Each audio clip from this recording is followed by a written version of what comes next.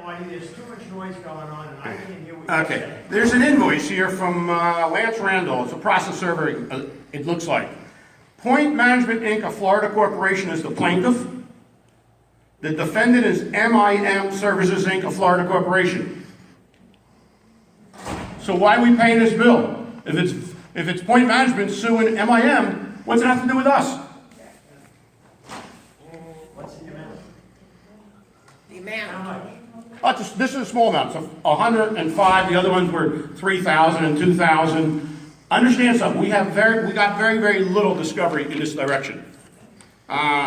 We were hoping that we would have had the insurance bills so we could see, we did track a insurance policy from 3 years ago, I think it was, Dave, that apparently we had paid, and it was an E&O insurance for Point Management Vesta. Obviously, my question would be, why are we paying for the E&O? I called the company up. And we fast forward, she walked me through it, she gave me the new account number, and we just paid the bill 2 months ago. What checkbook did it come from? I don't know yet. We're paying for their E&O? Well, in this particular case, we certainly did years ago. What's happened in the last few months, I don't know, because they refused to give us a single insurance policy that's in place right now. And if we knew that, we'd know what's going on. And Dave has also asked for the financial, whatever you call it, the finance agreement, because it would list all the policies. Okay, now I want to get into, there's only 2 more sections. Again, I certainly apologize about this. I didn't realize that the lighting would be this bad. Kings Point Land Trust. Everyone knows it exists. No one knows why. Its 2 officers are Frank Iavini and Richard Herman.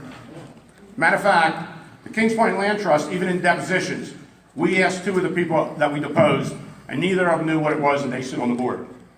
What's interesting about this is the name of the Florida street of the registered agent is Associated Corporate Services, 6111 Broken Sound Parkway, Suite 200, Boca Raton, Florida.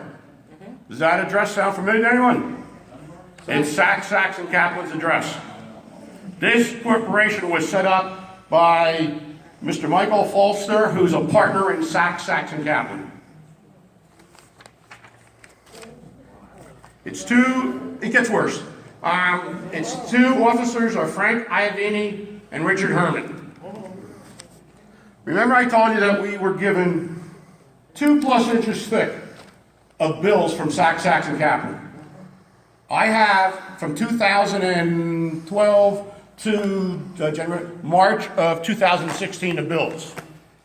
Heavily redacted, as you can see, but there was plenty that I could still pull out of there.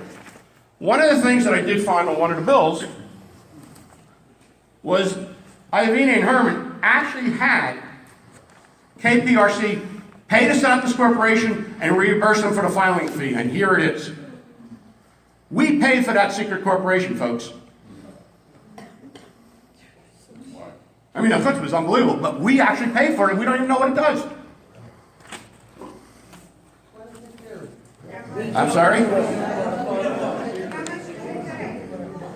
Well, it's part of a $127,000 bill, but the filing fee alone was $70, and it cross-references exactly that corporation dated 1/2/15. So we paid to have a separate secret corporation set up where even members of the board don't know what it does.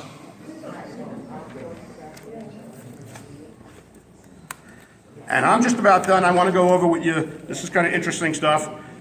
Like I said, we have about 3 to 4 inches thick of bills presented and paid to KPRC since its inception. We also have, through discovery, the retainer agreement. The retainer agreement is kind of interesting. Part of the retainer agreement that Sachs put himself in for, which is a $540,000 3-year deal, paid $15,000 a month plus. They actually wrote in the renewal, liquidated damages. Therefore, the parties agree, if KPRC discharges Sachs and Kaplan without cause, they're entitled to $180,000 of liquidated damages. Think about that. I mean, fortunately, the attorneys don't believe that the Florida Bar, the Supreme Court, anyone would hold this up. But the chutzpah to write this in, our attorneys are supposed to be working for us and protecting us, not their own little cash cow for them and the vendors. You know, fortunately, we're very lucky that Tripp Scott is here. Because without them, as you know, in past tries of anything, SAC would just bully them out and use all of our money up, and that's what's happening. Everything you're saying is because there's no transparency. That's 100% right. We are a cash cow. I agree. I agree. By the way, just someone else had asked me, this again is a document request form that I had put in April of 2015. Copy of the retainer agreement with Sachs, and Kaplan. Reason for denial. Your request is being denied due to the lack of specificity in stating your purpose for the request and because you have failed to demonstrate that your request is made in good faith and for proper cause.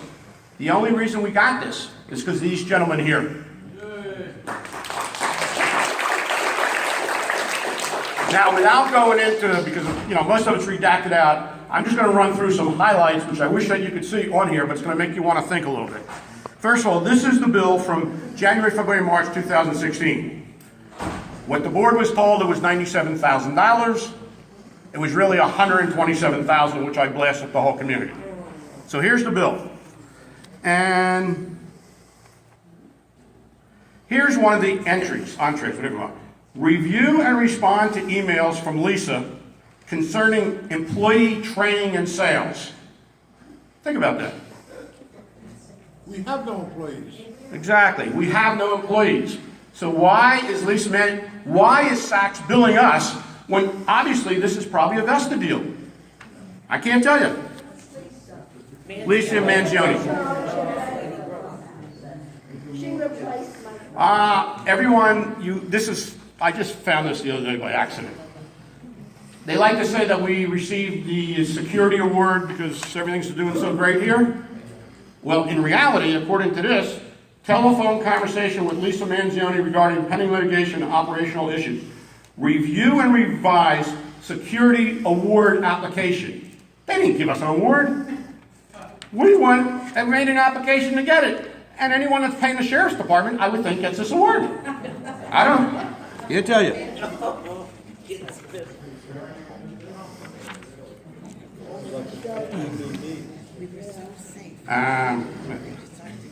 This one is really bizarre.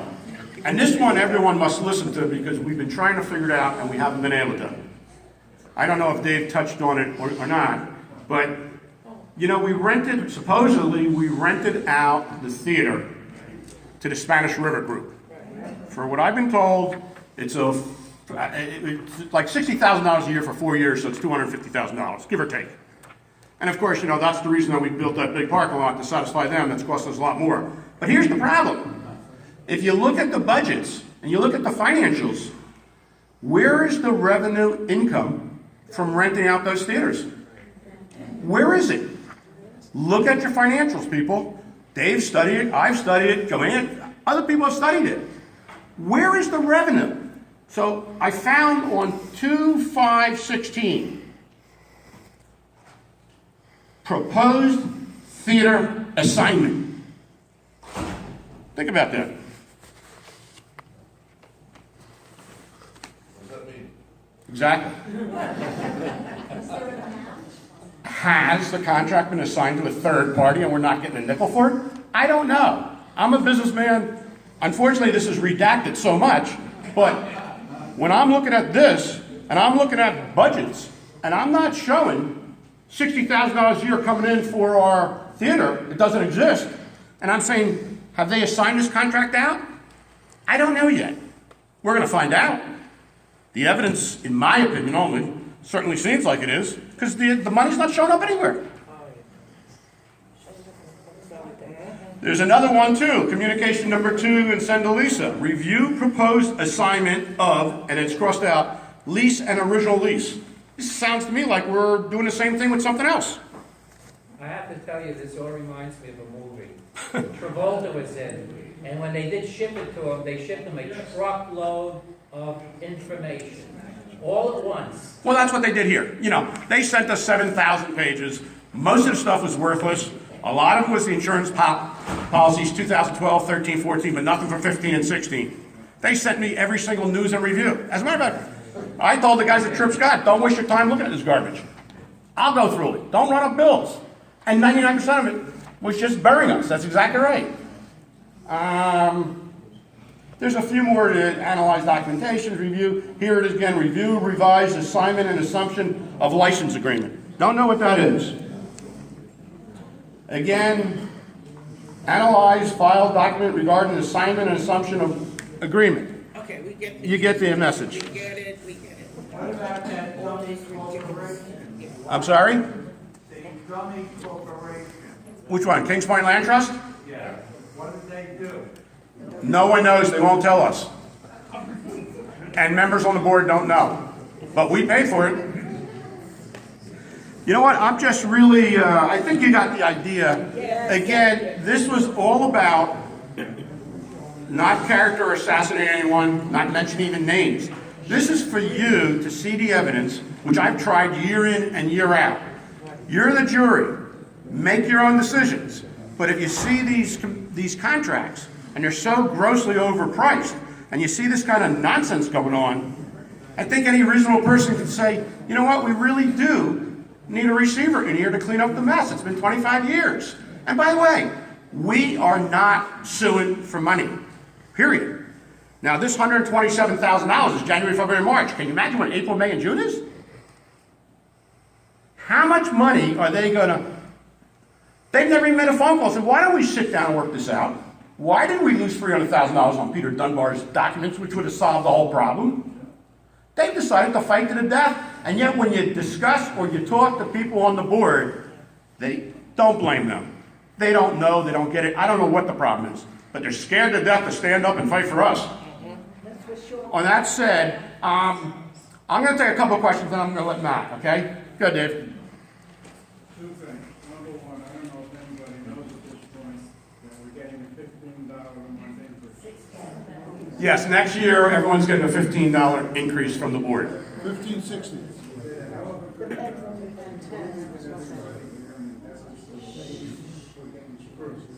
Yeah, we're, okay. Okay, that's at the end. There is, this time, we're going to give you an idea of what to do. Any other questions? Go ahead. Can you tell me what Signature Real Estate is paying per month for their 2 offices?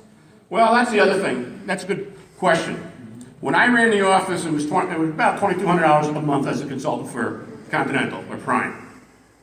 Somewhere along the line, I saw the contract. It was the exact same thing. The second office, which I believe was $1,000 a month, that revenue doesn't show up anywhere also. We have a second real estate office with no revenue. Now, any good business planning, I don't care who you are, they happen at Boca West, it happened at the Fountains, you never put the same realtors in 2 different offices.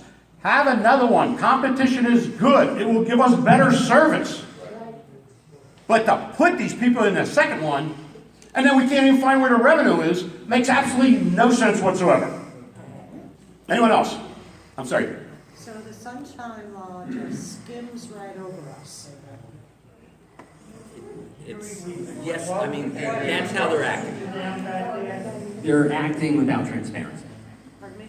They're acting without So transparency. the sunshine law is not effective in Kings Point because it's a, I don't know, you tell me. The Chapter 718, the sunshine law is the Florida law that requires open meetings. But I'm not sure if it applies to a not-for-profit corporation under 617. But I don't know the answer to that question. I can tell you, if you were under 718 or 720, you could not have any of these meetings, any type of decisions made without being fully transparent out in the There's no open. way to integrate some of the Well, information? that is what we're doing. I mean, and I'll sort of answer the question of what to do now. And to begin, just to reiterate, the gentleman a few rows down, I think, summarized it perfectly when he said this is all about lack of transparency. It started off requiring or asking voluntarily for transparency, it's turned into trying to force the transparency. Look, there's a simple solution to all of this. KPRC can voluntarily agree to have a third-party auditor come in there and actually get into all the, not an audit that they say they do every year, which, as Marty correctly described, is just a person taking numbers that they were given and then putting on a piece of paper, this is the revenue, this is the expenses, and the audit's done. Doesn't state law supersede? Not if you're under 617. So if they would voluntarily say, we'll meet with you, we will allow a neutral party to show you why you may disagree with us when a contract is 40,000, you say it should be 30,000. You know, but explain to us why. Look, there was extra lighting that was done on a contract. That's what made it 40, even though the contract itself doesn't say the lighting. Give us that transparency. Tell us where the revenues are going. Tell us why the budget keeps on going up. Show us where there have been the bids. So all that kind of stuff. And if they would agree to something simple like that, then they can prove to us that everything is being done properly. They refused. Now, they're either refusing because they're doing it wrong, maybe, or they're refusing because they don't want to give up the power that they have. I'm not sure which it is, but that's the whole purpose of being in front of the judge, to get the judge to force them to do something that they're unwilling to voluntarily do on their own. I mentioned 718. It was 617 up until 5 years ago. That's why the state of Florida changed everything, because they were having, I guess, thousands of condos and homes having all kinds of problems. So they changed and they made 718. Yeah, 718. So they turn around here and they don't want 718. They want to keep it the way it was. By saying that it was voluntary to be part of KPRC. See, if everybody was required to be part of KPRC, they would have to be under 718. So instead they act as if everybody's part of KPRC, yet they say to the state, you not really have to be if you don't want to be, and then 718 doesn't apply. But going back to what can be done now, look, there's been a group of associations that have stepped up and have collectively allowed my law firm to seek this receiver. The more associations we get, and I'm not saying from money standpoint, I'm saying just strength in numbers, to be able to say to the judge, look, we've grown from 14 to 24, we've grown from 14 to 30, just so that we can say to the judge, more and more of the associations are getting angrier and angrier because the lack of transparency continues, the fees continue to go up, and we don't know where our money is being spent. Judge, force somebody to go in there and tell us, to show us that our money is being properly spent. Yes, ma'am. Receivership, 40 to 50,000? Is that what that would cost us? Well, as of now, we haven't been charging all that much. In general, that's all it should cost. The part of the problem is that the way KPRC is defending this is, you know, they're wanting to depose everybody in the world, people that have no knowledge of the specific. Look, we don't know what the records say. That's why we want a receiver to tell us. They're deposing us to ask us why we think the records are wrong. And we're responding in all the depositions. We don't know if they're wrong. We don't even seen the records. That's why we need a receiver. So yes, in general, that's about what it should cost. In this case, the way that KPRC is defending, it's ending up costing a bunch more. We haven't charged the communities for it, and that's why I say this is not about money. I'm not saying get more associations to join in so we get money from them. I'm saying have more associations join in so that we make it easier to get the receiver appointed. And one last thing, and I'll move to the questions again. What we found early on is that there was a tremendous amount of fear of retaliation by KPRC against the association that joined in. Correct. I can tell you that, and correct me if I'm wrong, John and Marty, I don't believe there's been any instance of that that's happened since this fight has begun. So I think it's almost, it's the bully tactic. They make it seem like they'll retaliate, but really there's not much that they can do. So the 14 associations that have been stepping forward in this fight have not been retaliated against. And the board members of those communities have not been retaliated against either. So the fear of, and I cannot predict the future, so by all means, if somebody joins in and suddenly KPRC starts going after that person, don't hold it against me, but I'm just saying, historically speaking, there's been no retaliation. So that hopefully should be something that people take into consideration when they decide whether or not they want to participate. Yes, ma'am. For my question, is Kings Point listed as a condo association? Are we a condo KPRC, association?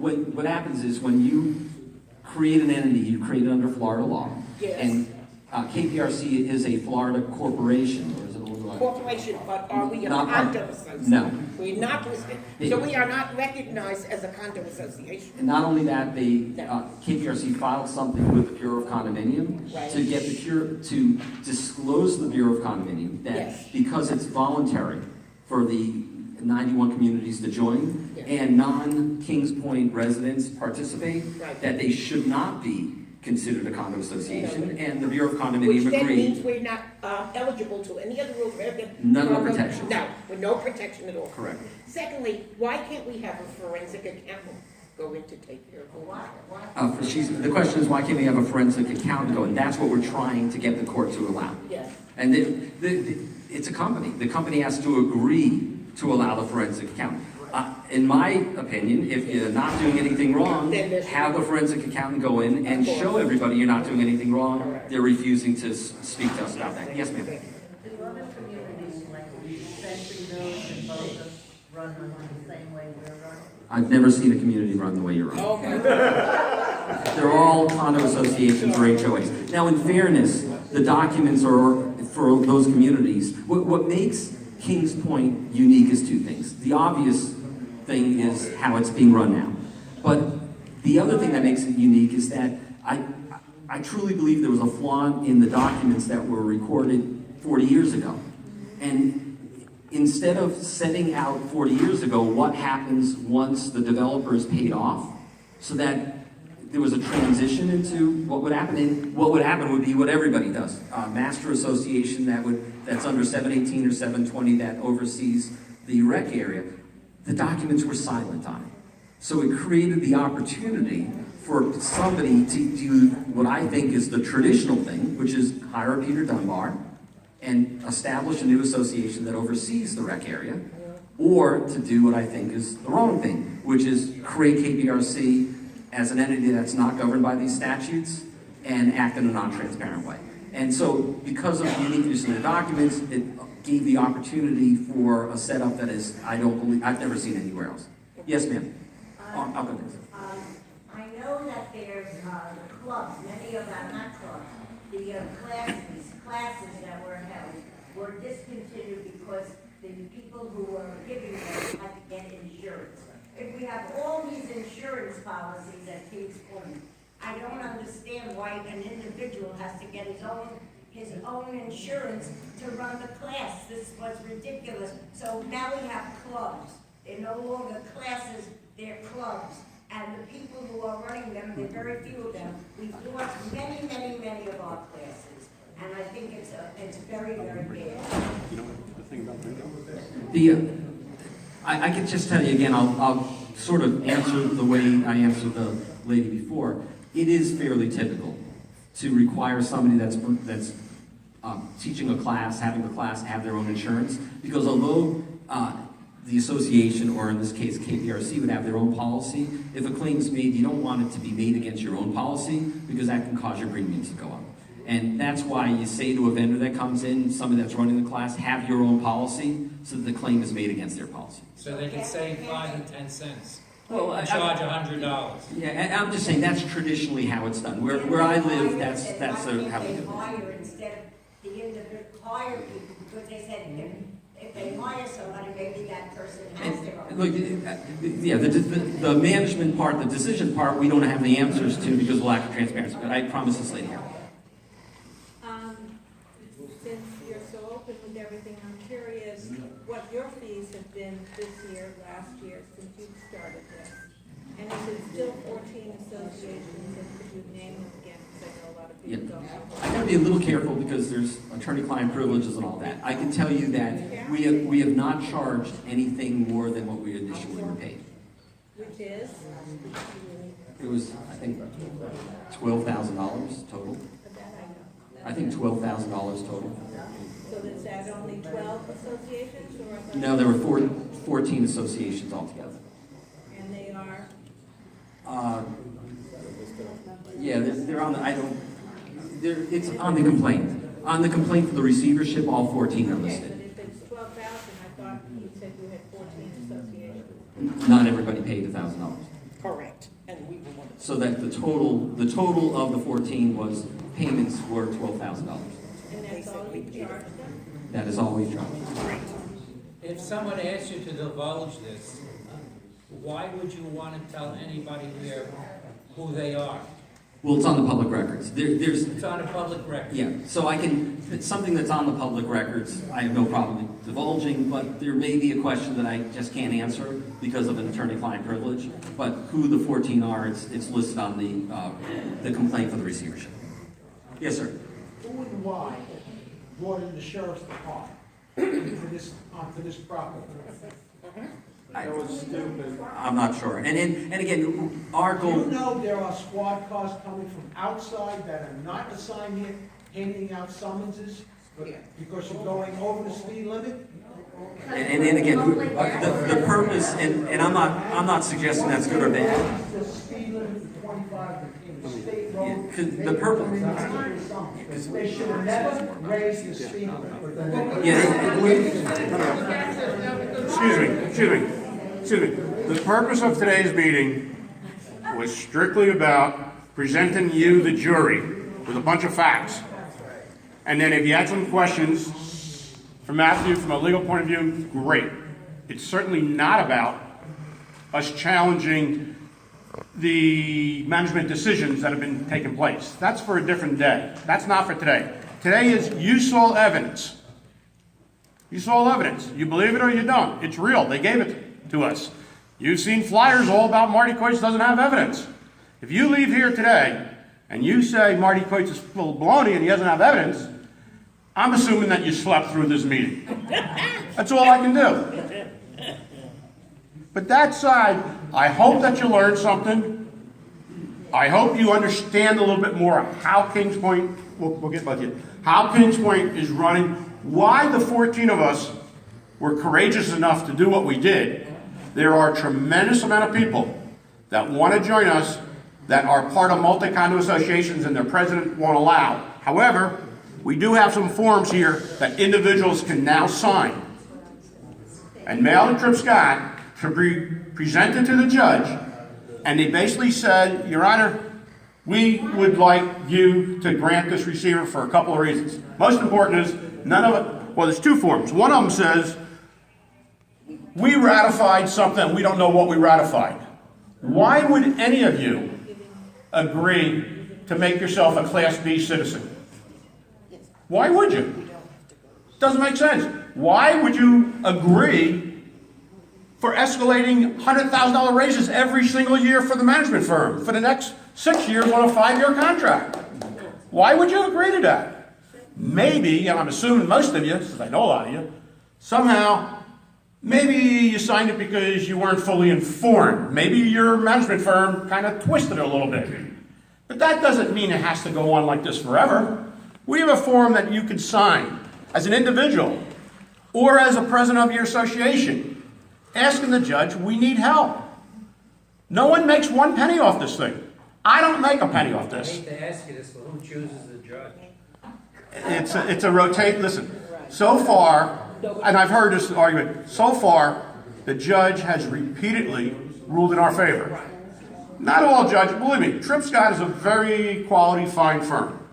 They know how to play the game as well as anyone else, okay? But the truth of the matter is, the amount of time and effort they put in to do their discovery, to do their case law. You know, a good court case is when you walk into a courtroom and you back the judge into a corner, the judge has no choice, no matter what party they're affiliated with, because this is the evidence. These guys are doing that. I mean, I'm frustrated with them. I keep challenging John, faster, faster, come on. He knows exactly what he's doing. When we go to have our day in court, I can promise you one thing. These guys will be 1,000% ready for anything. That's why they're one of the most prestigious firms in the state of Florida. That gentleman there, go ahead. Several years ago, Kings Point had over $12 million in reserve. Right. Has that been all eaten through? Is that where they're hiding these expenses? I can't tell you. The only thing I can tell you is a few weeks ago, I reached out to Lucy Manzioni and Jessica Brown via an email asking them for how much money do we have in the account. I got one of those nasty letters back from them. As a matter of fact, Pam Jack signed it, and she said, you want this for your meeting, and she called every one of you gullibles. And I've got the letter here. I'm preaching to the gullibles. But the fact of the matter is, once again, they won't tell me. I believe some people go to their meetings. I've been told, correct me if I'm wrong, and anyone, we're around $5.5 million left, something like that. Is that right? Wrong? I don't know where the money went. That's right. Or where it went. Where it went or where it is, I have no idea. It's $5 million, that's right. $7 million, that's where they're hiding it. Well, listen, again, we're going to just deal with facts, and you can make up anything you want. Peter, go ahead. One of the other thing, I was on document today on the president times that Frank I gave you to trash. There was a lot of checks and balances in the president docs that we had. A committee of this size with our budget, you need proper checks and balances. You need somebody watching the watchers. I mean, that's the way good structured corporations are put together. Now, one of the things that hasn't been brought up yet is one of the reasons why KCRC is not 718 is because they made Vester a member of the corporation. Who ever heard of naming your largest vendor as a member of your corporation? That's the only reason why they're on the 718. Had they not done that, we would be a 718 entity right now because only condominiums own the property. And that's the way it is. So the only reason to do that is so they can hide the books. Why don't they just open the books and say, look, we're not doing anything wrong here, look at it. That's what I would do if I was in charge. And somebody was saying that I was doing something improper, I'd say, here, here's the books, look at it. Tell me what I'm doing wrong.